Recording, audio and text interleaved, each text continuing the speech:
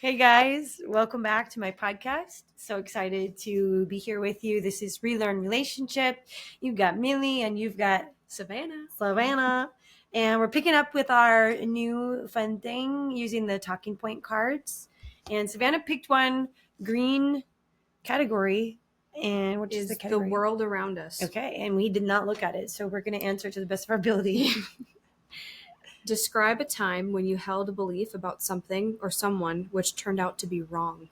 Oh, wow. This actually fits perfectly with today. Yeah. Well, all the times. Yeah. I don't know what's right or wrong.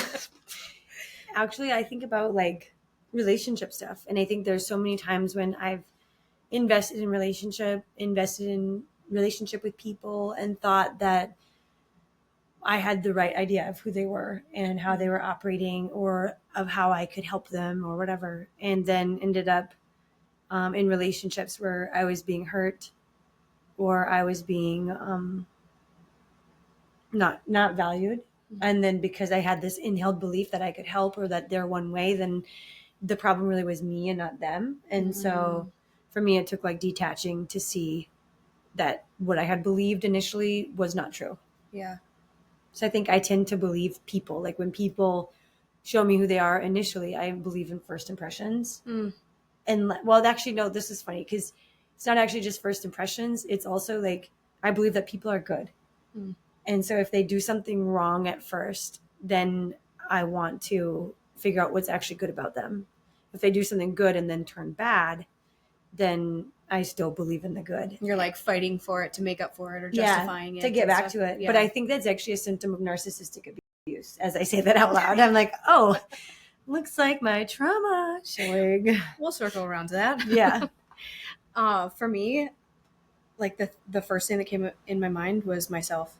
Really? Yeah. Of like how even just you and I building our relationship and stuff, I've always just assumed that I'm wrong or like thought that I am wrong and just assume the other person is right or something like that. And so it's just something that I'm working on rewiring, but it's, yeah, that was the first thing that came up in my mind. Wow. Was like assuming that I am wrong, but that turned out to be wrong. And then you come in and you're like, hey, you're actually worth believing and you're good, you know, like it's going to be okay. And I'm like, wow. Okay. Wow. Yeah. That's crazy. I'm sorry that you always felt that way. Thanks. That sucks. I think you're pretty amazing. Thank you. And you're only half wrong. We'll get there. I'm learning. Keep me humble. All right. Well, I want to say one more thing. I think the other thing is breath work.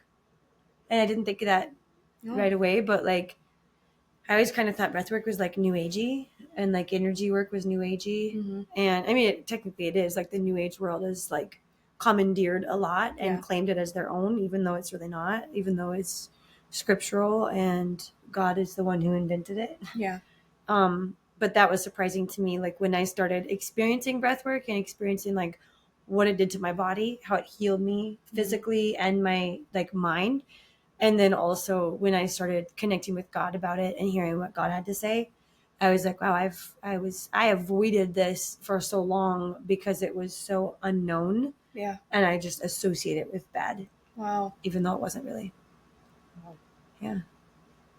It's so fun when you like get the freedom with that. Yeah. Is that you find the truth. Yeah. And the truth literally sets you free. Yeah. Hey, look at you, girl. Right, I'll be here all week. Yeah. That's actually so true, though. Yeah. Interesting. So then what do you think it means when I know the truth and I've been set free internally and I'm sharing that with people, but yet inside of myself, I still argue with people or like still feel that I have to justify myself to some people? Do you think there's bondage there? Yeah, or patterns of relationships and things like that. Yeah. Like you know, maybe you have some deeply held beliefs or something about yourself where you aren't free yet. Yeah. Or where you think you could be wrong or you have to fight to prove yourself that you do know what you actually know. Yeah. Or to fight to be understood. And that I'm not bad or not evil. Yeah. Wow. That's big. Well, that's a good way to start things off. I'd say so.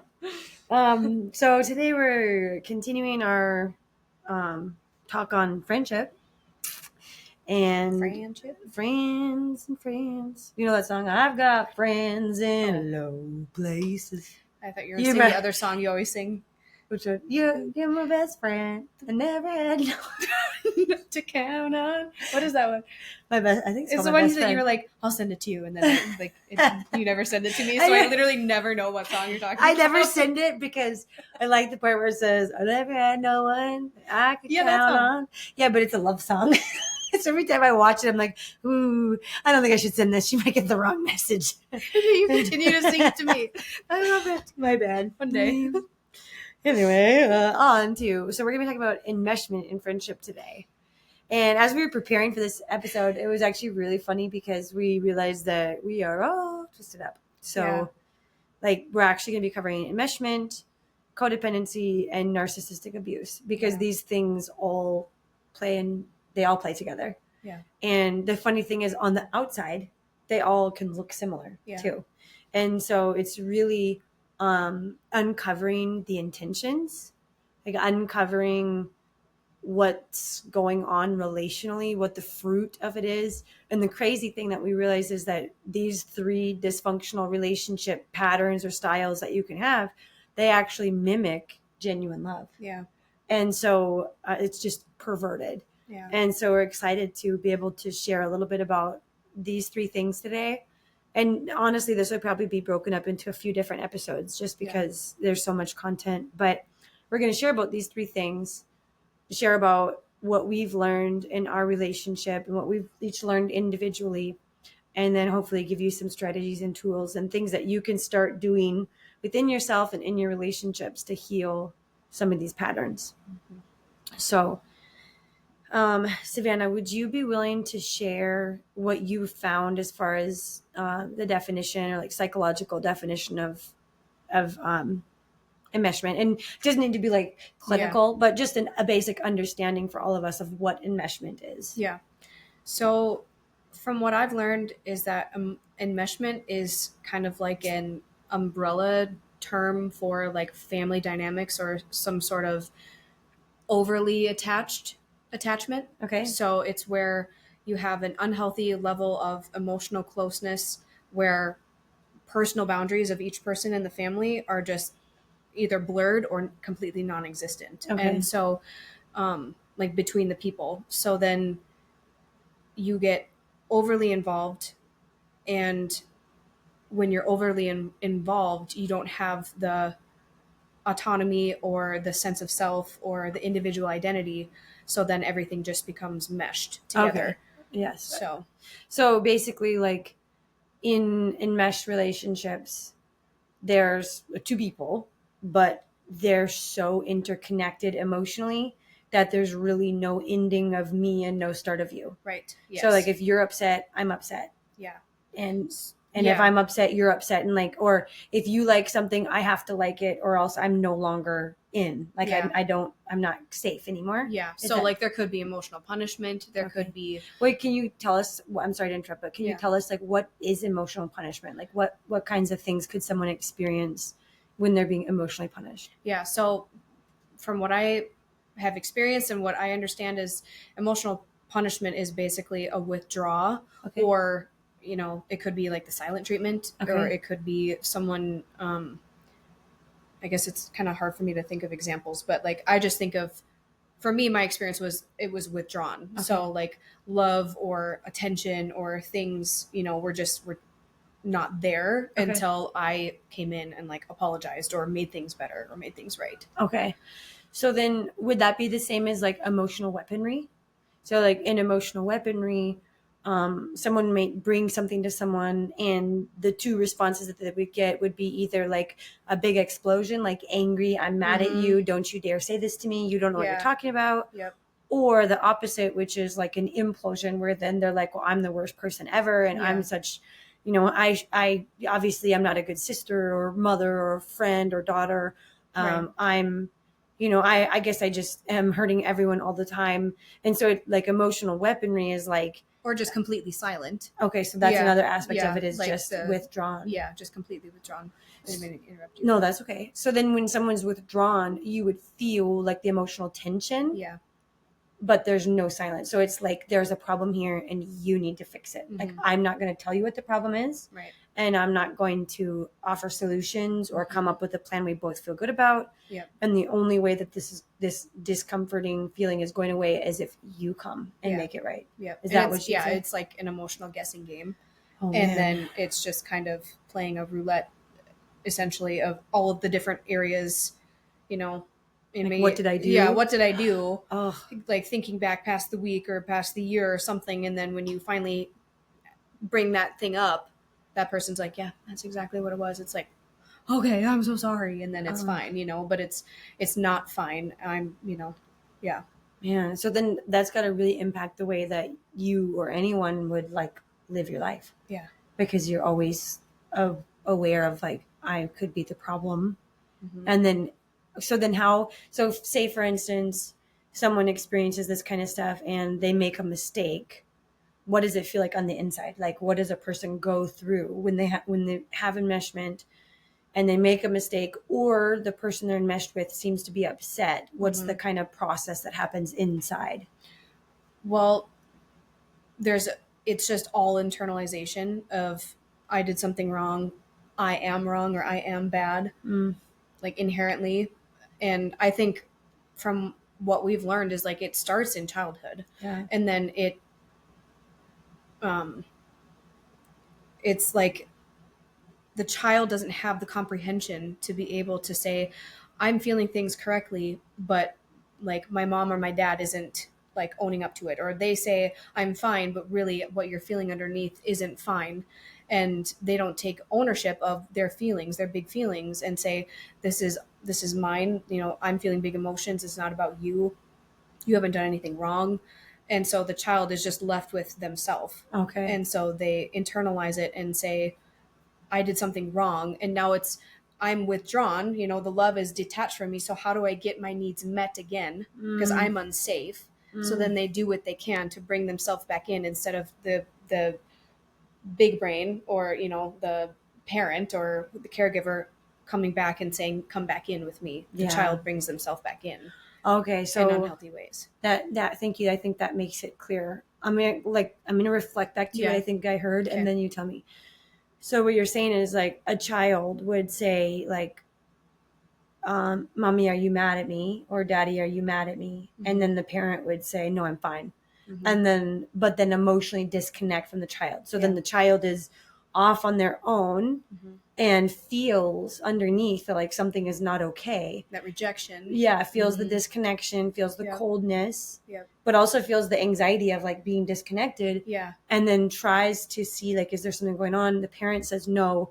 And then the kid's left with either like inside of themselves, I'm feeling this wrong. Like something's wrong with me. Right. Like I'm not feeling right. My perception is wrong. So then that would be how a child learns not to trust themselves. Exactly. So then as you get older, then when you start feeling things in relationship, you start thinking it's you and not them. Right. Which makes you susceptible to codependency. Yeah. Because you need that emotional support and validation. Yeah. Probably narcissistic abuse too. Yeah, because exactly. narcissistically abusive people will allow someone to feel like something is their fault and then benefit from them validating them.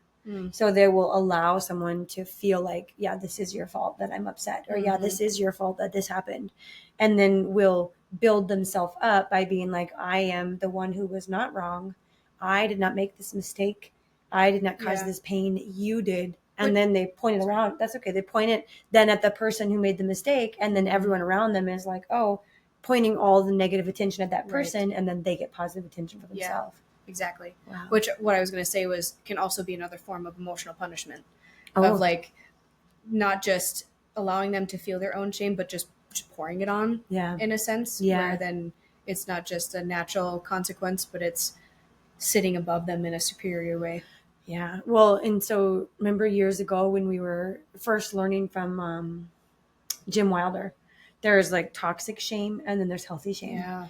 And toxic shame was like the disconnection, relational disconnection without any opportunity for reconnection. So he's like, we're disconnected because you're bad, you did wrong, and you have to stay over there. Yeah. And then healthy shame was disconnection with a healthy response, which was, here's why we disconnected, here's why I disconnected, and now you're safe with me again. And so it's like healthy shame is actually a way of training, and not like we're not like the idea. I mean, it goes so deep in, which I think I have some episodes on shame in my previous season, so I'd encourage people to listen to it. But basically the idea is shame is disconnection from someone you love or someone you care about. And so healthy shame happens when someone does something harmful to a relationship, and we recognize that we have harmed someone we love. And then we come to them and we say, hey, I can see it. You know, I noticed, like, I feel like you and I've done this, like in conversations, be like, hey, it seemed like when I said this thing that you disconnected or something happened in you. And then healthy shame is bringing it up, bringing it out, and then resolving. And then unhealthy shame is bringing it up, bringing it out, and never resolving. And then continuing to disconnect or continuing to point to the issue instead of bringing it back. Yeah, interesting. Yeah, that's really good. Yeah. Shoot, I wanted to go back to what you were saying about kids and stuff. So then the kids learn not to trust themselves.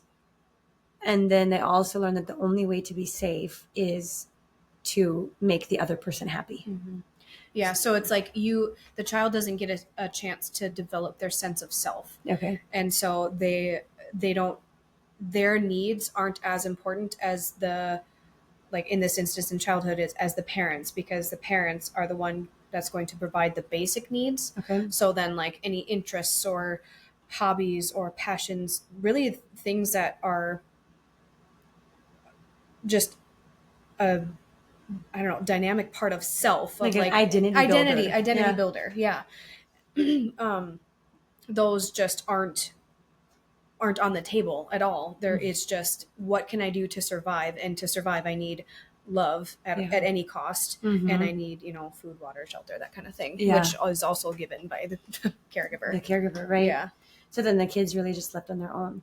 So then as an adult with someone who's experienced enmeshment, then you become hyper aware of like people's emotions and like what kinds of things do you notice like with people, like, as you've been healing, what kinds of things have you noticed have cause a reaction within you?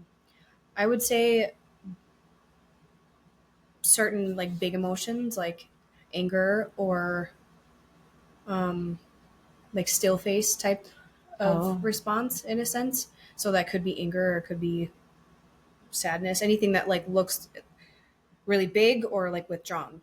So I think it kind of comes down to being hypervigilant, really, of just like facial expressions, tone of voice, body language, and just having, even if it's not what's actually happening, the truth, it could be projection, but it brings me back to when I did experience that. So even if someone like what you're saying is someone could display those things now and it would feel to you just like it did in your past. And even if they aren't doing those same things. So then, but that's where healing happens then, right? Yes. And so maybe what I'm thinking about is like the motivation underneath. So like even, I mean, you and I have had this before where like your intention is love, but like the action is so you're trying to help me and not control me. And by like offering, hey, can I do this with you or for you or something? And I like, I don't know, rebel against it. Or like feel controlled or feel like I'm not good enough to do this, then you should just do it. And so I don't believe in myself. I'm not good enough, that kind of thing. Does that make sense? Yeah. I'm really curious about still face. Can you talk to me a little bit about still face? Because I have my own experience with still face, which is very different than yours. So I like to kind of give people an understanding of like what a still face is, and then what it portrays for each of us, and then what it does inside of us. So for me, it was something that I've actually recently realized was like a trigger for me, and also just brought up some really big emotions. And so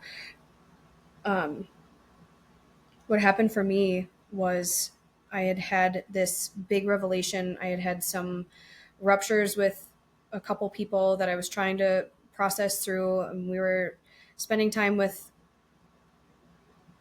other people. Like my family was spending time with people that we care about. And I had come into a building and I was like talking about my day and like how things had gone, and there was just like no response from the people or the person that I was talking to. And so for me, I felt panicked and like, oh, I need to share more to get them to like respond to me in a way that I needed. So instead of asking, hey, I need support, it was me, I don't know if that's passive, but like me sharing more. Oh, and then this happened, thinking that there's going to be a response that I was hoping for or needing. But then there was just a still face. And I realized I wasn't going to have my needs met. And then I internalized it and said, I was stupid for even bringing it up with them. I should have known better. I'm just being dramatic. I shouldn't have even thought that. And it's not worth talking about. Okay. And so after processing through that, I realized that like, at a different time in my life, I had this big event that I had talked about, and then there was a still face. And I internalized that thinking, oh, I'm just being dramatic and I shouldn't have, brought that up. And yeah. Wow. So does that answer your question? Yeah, that answers my question. It's interesting because do you remember when we were in the Netherlands and I shared with you guys about I became aware of my trigger with still faces? But mine has less to do with someone like emotionally disconnect. Well, so it's, I guess you'd have to clarify this for me because I was going to say mine has less to do with someone emotionally disconnecting from me. But what I think I mean is mine has less to do with someone intentionally emotionally disconnecting from me because mine has a lot to do with dissociation. When people are overwhelmed and they just stare at me and they're not actually present, I feel my energy rise. It's like my chest gets tight. My speech increases and I just feel this like it's like growing inside of me, like I need you to stay with me, like don't leave me alone. And so then I will start talking about stuff and I will do the same thing. And I've noticed that happens like when I talk about things that are emotionally like really big. That can be hard for people because they're not prepared to deal with that, which I think was what happened with me. Okay. Is it was more, I think they were expecting, oh, I had a great time, but I really didn't. And I didn't want to lie about it. And I shared just like the surface level of what I was feeling, but I think it went too deep than what they had the capacity to be there and present with me. So they were maybe just asking out of like politeness, not necessarily like wanting to connect on what was okay. Or maybe they just didn't know how to connect. Yeah. At that level. Okay. So then the other thing that I've noticed with myself with the still face thing is when I share a lot of information. Like if I share, because I love science and I love all, kind of nerd, I'm a nerd. And so when I start sharing with people and it's like more than they can take or more than their brain has capacity for, or more than the connections in their brain can make, then they zone out. It's like, God gave me this revelation. It's like, some people have a shot glass. Some people have a cup. Some people have a barrel. Some people have an ocean. I don't really know, like different sizes. And then I'm using my fire hose and I'm like, come here, little shot glass. So then you fill it up. It just keeps flying out because there's not space to hold it. And so I'm learning how to like really meet people where they're at and then like be myself, but also be myself by connecting with people who really want to be with me in those ways. And I think that's been part of my relational problem is I will want to connect with people and want them to be excited about what I'm excited about or want to learn about what I learn about. And not everyone wants to. And so, and then because I want to be with these people, then I force relationships where I overwhelm them, Or you violate yourself. And don't. Oh, how so? Like, if you want to share something, but then they don't want to hear it, then you just kind of hold it in. Could hold it in, have the potential to. You don't always do that. But. That happens a lot, actually. This is something I'm working a lot on. Like today this is so funny. Before Savannah came for the thing that we're doing right now, podcast, I had a call to Menards because we're putting in new cabinets. And there was a point where I realized that the layout was not what I wanted. And the guy that was doing it, he has to do every single item separately. And then like, if you change the width, it's like taking out the one that was taking out the item that was put in and then putting the new one in. Like, it's a lot of kind of work. Yeah. And I found myself like, I don't like this. I want something different. And inside of myself, I almost was just like, just deal with it. And then I was like, wait a minute, this is like, if he's mad, this is his job, and I'm going to have to live with this kitchen forever. He's literally getting paid, so, and you're paying. Yes, I know. But inside of myself, I felt like it was wrong to ask him to work too much to give me what I wanted. Wow. And so I finally resolved it by saying, I'm not really happy with the fact that there's not a space for the pots and pans by my oven. Do you have any creative solutions? Instead of just saying, move the drawers from here to there and this to there. And then he said exactly what I wanted. And so it was okay. But it was hard for me to actually verbalize what I want. And it made me really stressed. Like, my nervous system went off. Yeah. So much so that my husband came into the kitchen and was like, are you mad at me? And I'm like, no, I'm not mad at you. But this was big for me. Yeah. And so I do have a tendency to hold things in. Yeah. But what's interesting is, because I'm such like the person that I am, I've developed a part of me that really communicates a lot. And so people actually view me as controlling or overbearing or talking too much oftentimes because of the part of me that's learned how to communicate what I think people want. Yeah. And so there's this false part of me that performs in the way that's been socially acceptable by being an expert or being, very articulate or being wise or whatever else. And then the part of me that's genuinely me stays quiet and small inside because it feels not good enough. Oh, wow. Yeah. And so when I see still faces, I switch from that more authentic part of myself into the more expert. And it's like, I'm trying to keep people with me, trying to keep them. Would you say it's like the performer part of like wanting to give them what they want so that they stay? Not as much wanting to give them what they want, because I don't know that I know what they want, but wanting to make myself worth them staying for. Okay. So like, if I'm smart enough, or if I can talk about something interesting enough, or if I can be funny enough, then they won't dissociate and leave me. Then they'll stay present with me. Wow. And like, I've had times where I've literally been sitting in a room, and I had people ask me, like, hey, ask me a specific question, like, hey, how's this thing going? And then I started telling them. And then, like, I'm thinking of one specific time I was at a gathering with a lot of people, and I ended up sitting in a room with these 3 guys that I know. And one of them asked me a question. They were all listening. And as I was talking, they actually all just got up and walked out of the room. And I was just sitting there by myself, and I was like, what is happening? Like, if you guys didn't want to hear that, why'd you ask? Yeah, I'm laughing in disbelief. I'm not laughing because it's funny. No, I was in disbelief too. Wow. But then I've learned that because they started dissociating, either because I was going to too deep of an emotional level than they were ready for, or I was sharing too much technical or scientific information than they were ready for, that once they started pulling inwards, I started coming out even more to try to keep them to stay. Which overwhelmed them. Yes. And then they removed themselves. Yeah. And they were so disconnected that they didn't even realize that they'd done it. Wow. So then I just got up and went to the other room where they all were and just hung out and didn't say anything. And it was fine. But Conrad had said to me, well, the next time that happens, you could just say to people, we can talk about something else. Wow. If you'd like. And so it's something that I'm trying to be aware of. Have you tried that? I have a few times. Or I'll say, like, is this too much information? Like, that's one thing Josiah and I have been working on, because I'm very scientific and, like, I like that stuff. And he's not so much. And so we've been working on recognizing when I'm overwhelming him. And I'm working on taking responsibility for myself and being aware of those around me. So if I see that he's overwhelmed, then I'll ask him, are you feeling overwhelmed? Do you need a break? And then I had shared with him the idea of the glass, the shot glass, the cup, and the barrel. And I had said to him, like, are you too full? And so now that's his thing for me. He's working on taking ownership for himself and telling me the truth. But he's afraid to say to me, I don't want you to talk anymore, because he's afraid that then I'll be mad. Right. Which the funny thing is, I wouldn't be mad. I get more hurt when he pretends to stay present with me than when he's really there.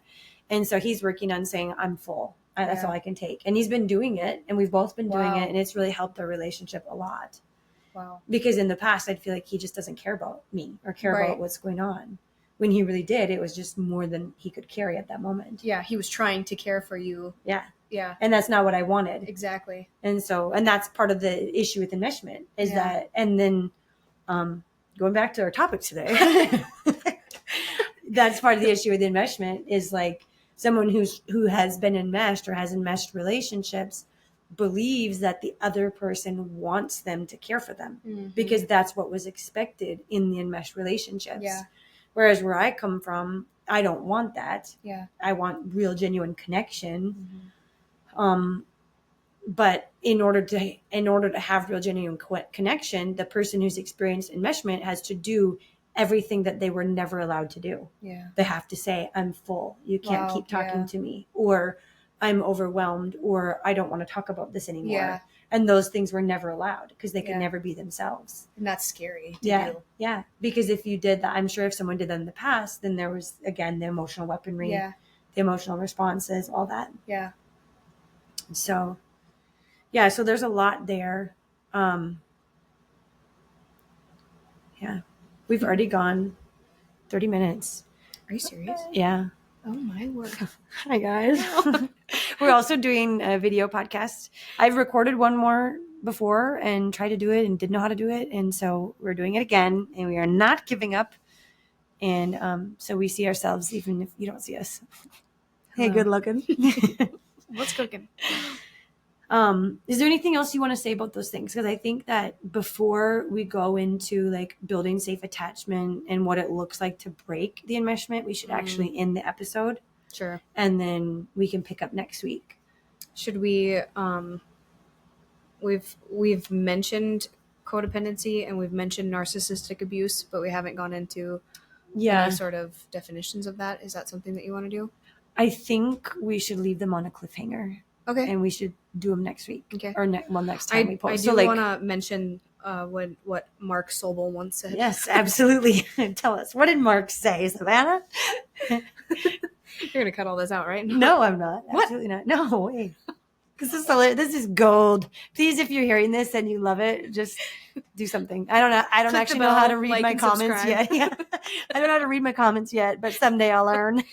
So tell me what you think. Well, when I was reading about enmeshment, there's a guy named Mark Sobel, and he has his own practice, and he had said and explained, often those in an enmeshed relationship will feel each other's feelings and then ride the emotional roller coaster of the other person. Oh. And so not really with the other person, but of the other person. Right. Yeah, because the whole idea of enmeshment is like, I don't know where I end and you begin. And so it's like, you feel what the other person is feeling. You take on their emotions. And that's why kids get so overwhelmed, because they feel the bigness of the adult's emotions, but there's no explanation. And really the child already has enough to deal with of their own emotions. Doesn't even know how to deal with them. Exactly. Doesn't even know. Yeah. There's no emotional regulation for themselves, let alone the adult. And then there's just so much. So the adult is using the child for their own emotional regulation. Yes. Yeah. And the child. So just so that people are aware of this, developmentally, children do not have their own, like their nervous system is an extension of their parents at birth. And so then they develop their nervous system based on their parents. Yeah. And so if they don't have, if a parent is using a child, they're both using like, nothing. They're not doing well. They're not. They're not regulated. That's the thing. So then you don't have the coping skills to deal with the big emotions, and so then you either, like you've explained, you express, you repress, or suppress, or numb. Yeah. Or numb. Yeah. Mm-hmm. Wow. Yeah. And so then the parent is maybe expressing their anger and frustration, and the child is suppressing their own feelings inside. Yeah. So then when the child grows up, they don't know how to feel their feelings, don't know what their feelings are, right? Don't know what's theirs and someone else's to carry, right? And don't trust themselves to be able to deal with it. Yeah. But feel responsible to deal with everyone else's. Yeah. Wow. So then that leaves you with feeling helpless, feeling out of control, and completely disconnected from your body and the things that you're feeling and thinking. So embodiment really Yeah. is one of the first steps for someone to come back. Yes. And self-awareness of trying to realize, what am I feeling? What am I thinking? Yeah. Is this true? Or is Right. this something that, I was trained in, or, something along those lines? Yeah. We have a couple of really good friends that I heard them say the phrase, like, when it comes to dealing with enmeshment, projection, transference, all that stuff, saying to yourself, when you start to feel something, is this an internal story that I'm telling myself? Like, is this something I'm telling myself, or is this an external story that they've actually said to me? Because that's how you can tell when it's like transference or projection. Oh, interesting. Because when it's transference or projection, it's actually happening in you. It's not based on what they said or did. Yeah. Yep. And so then that's where curiosity comes in. Because you might say, well, I'm feeling this internally, but externally they said this. Yeah. But I'm feeling it like it means this because of what my experience has been in the past. So then the curiosity to say, this is what I'm feeling, and this is the story I'm telling myself. Yeah. Is that really what's happening? That's where you start breaking down that like mirage of abuse and mirage of dysfunction and chaos and uncertainty and insecurity. Do you have, I mean, you can think about it too, but do you have like an example of that? Like where you just explaining the internal or external story and then going through the curiosity questions or things within yourself? I don't know if I have an example. Let's see. Well, I mean, like for me, the overwhelming people with my information, that's one way I deal with it. So like I'll see someone's face become still, and then inside I'll start to panic, and then I'll say, is this internal or is this external? And then I have to ask them what, like for instance, I had a young friend, Asia, over. She's amazing. If you ever hear this one day, Asia, I love you. I love you. I love you. Just kidding. But she had come over and she was asking me some questions about nervous system and stuff. And I just geeked out on the science. And at one point she was just like staring at me and I was like, oh no, I'm thralling her. Which, if you guys don't know what thralling is, it's basically the idea of being like enthralled or spellbound or like stuck talking to someone where you feel like you have to give them your attention, you have to give them eye contact, but inside you're like, I don't want to be here. Yeah. You're yelling at them. You're like, you're dumb. I don't want to talk to you. Leave me alone. Just leave me alone. I'm done, but I can't move. Yes, exactly. Yeah. So you're thralled. You're stuck with them. And she looked at me and inside I was like, I started to panic. I'm like, oh no, I'm doing it to her. Like I'm causing her to do this. Yeah. And so then that's how I felt inside, but I wasn't sure because she hadn't said anything. So I just looked at her and I was like, hey, are you feeling overwhelmed or would you like me to keep talking about this? And then she's like, no, I love it. It's just my brain is like taking in all this stuff you're saying and trying to put it all away. And I was like, okay. And so you asking her that was your way of telling if that was an external story or an internal story. Okay, yes. Got it. So it was both. It was an internal feeling because of an external stimulus. So the stimulus was her face looking like she was kind of zoning out. Yep. And then internally I went into my high high energy state. Yeah. And then I had to take a deep breath and then ask her what was true in that moment.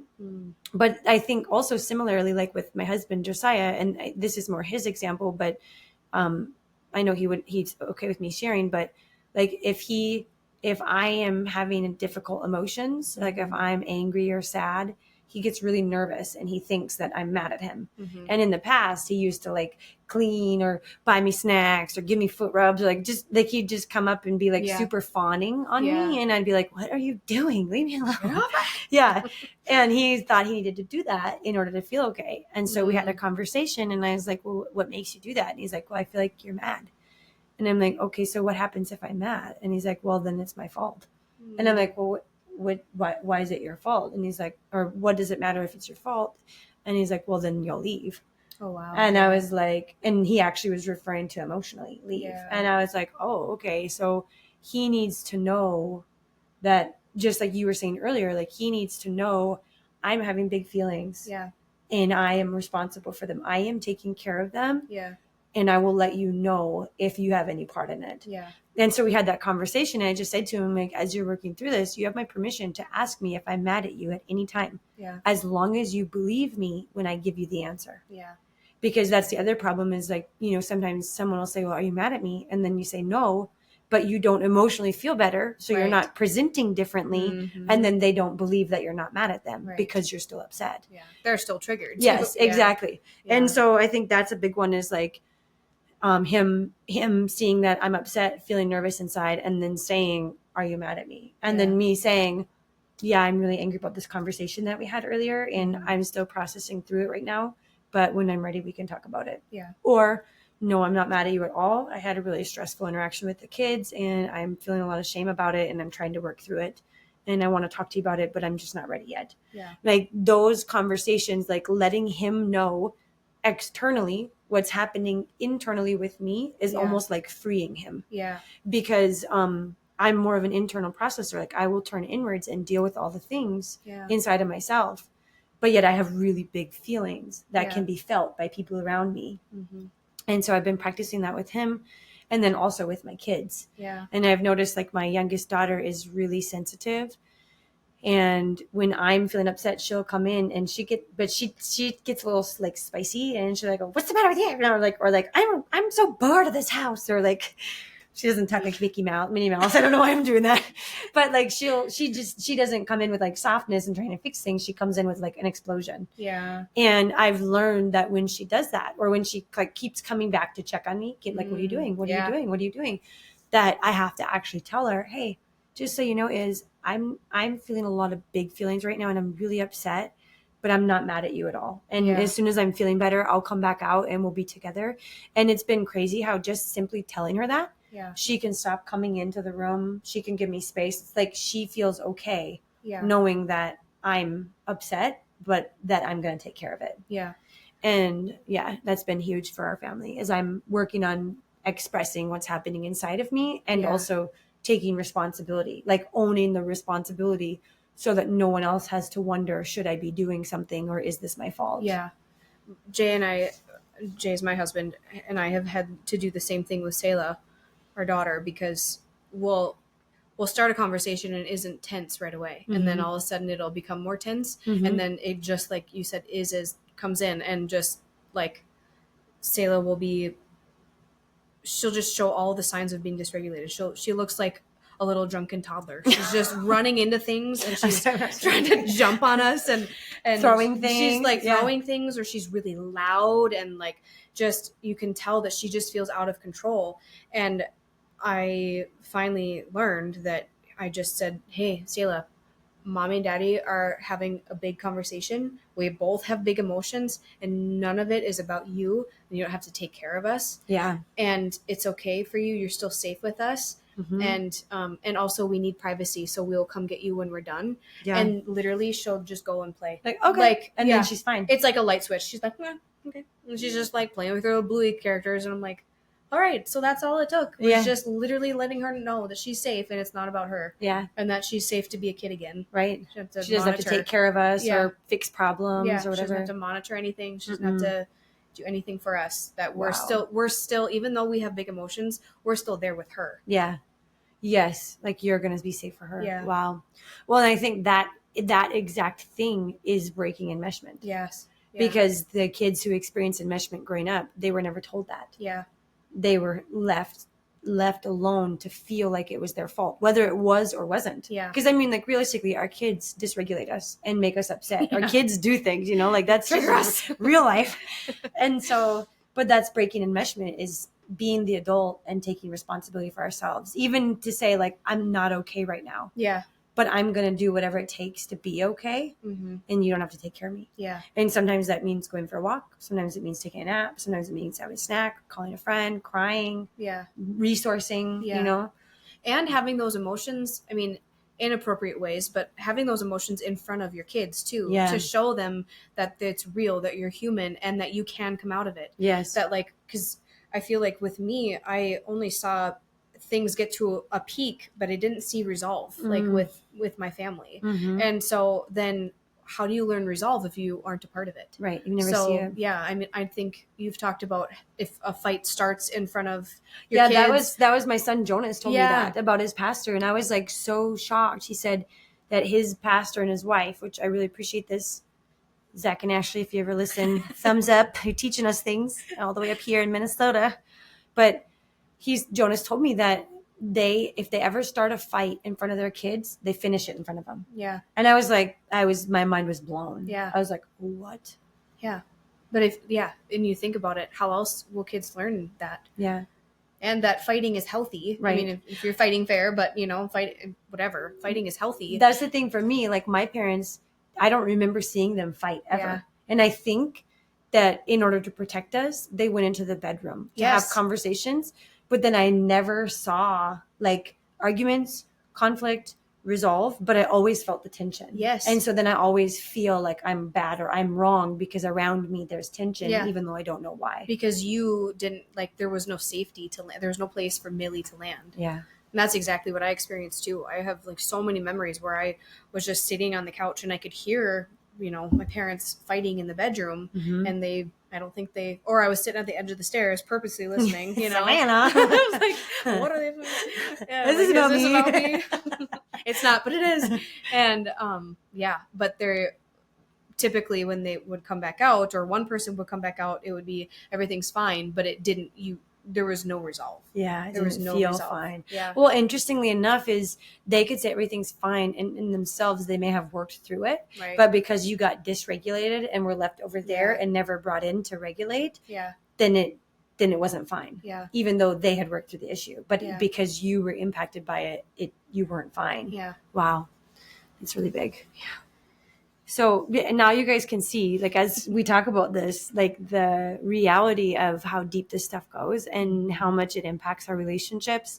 Yeah. And like, we've only done like 1/4 of what we wanted to talk about. And now we're at 47 minutes. So we definitely sign off now. We want to cover for sure though, codependency and narcissistic abuse, because it feels like all of them, what did you say earlier? Like they're enmeshments, the umbrella, or kind of like the umbrella or the root of those things, but then it grows out in different ways. Yeah. They overlap a lot with different things. And they play together. And it's almost like narcissistic abuse and codependency together create enmeshment.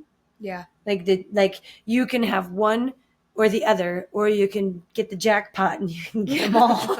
Woo! You got it all. Lucky winner number 3. Yeah.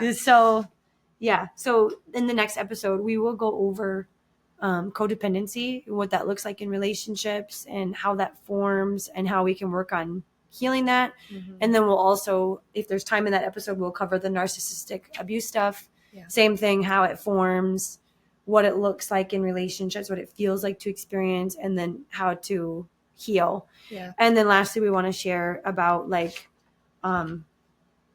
enmeshment being twisted love and really like clarify that to see what's true and what's not. Because what I've been learning as I'm digging into relearning relationships with myself, with God, and with others, is that all of these dysfunctions are actually just a twisted version of the truth. Yeah.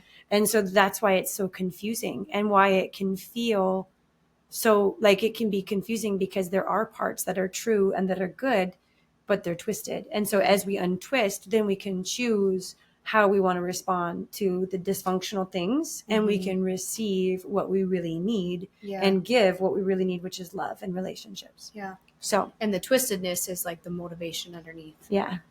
Yeah. Exactly. So we'll dig into that a little bit and help people understand some more, I hope. But with that, we'll go ahead and close for today. Oh, no, one more thing. Surprise, surprise. Savannah and I are actually working on a 5-day somatic healing course. Yeah. And we haven't finalized everything that we're going to be putting into it. But for sure, we're going to have a daily breathwork practice that's going to be part of it. Mm-hmm. We're going to have a lymphatic drainage massage daily. That's going to be part of that. And we're going to be coming up with some specific ways to release trapped trauma, stress, and emotions from your body. And then also working on different somatic exercises that really is releasing trapped emotions in your body. But even just, everything from stretching to releases. Yes. I guess. Yeah. So when we say resourcing, this is kind of what we're talking about. Resourcing is what we do when we get dysregulated and we can't come back to regulation on ourselves in order to have healthy relationships with our kids, with our friends, and with others. I mean, really, we need each other to co-regulate, like when we're really struggling. But there are times that we can protect our energy and our capacity by resourcing. And so that's what we're going to do. We're going to put something together that will help people learn how to process anger and sadness and shame and grief and all of those things, so that we can feel more fully the joy, the excitement, the love, the life that comes in life.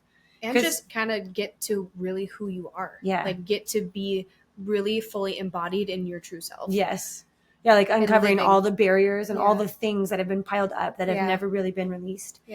And so we're really, really excited about that. Sometime in the near future, I'm going to create a link that I will drop in the show notes that you guys can click on, and it will take you to my website, and we'll talk a little bit more about what we're doing. And it will show you how you can get involved and how you can keep up to date with what we're doing. But until then, we're very excited and just working on developing that and excited to share it with you. So hope you guys have a great day, and we'll talk to you again soon. Bye. Bye.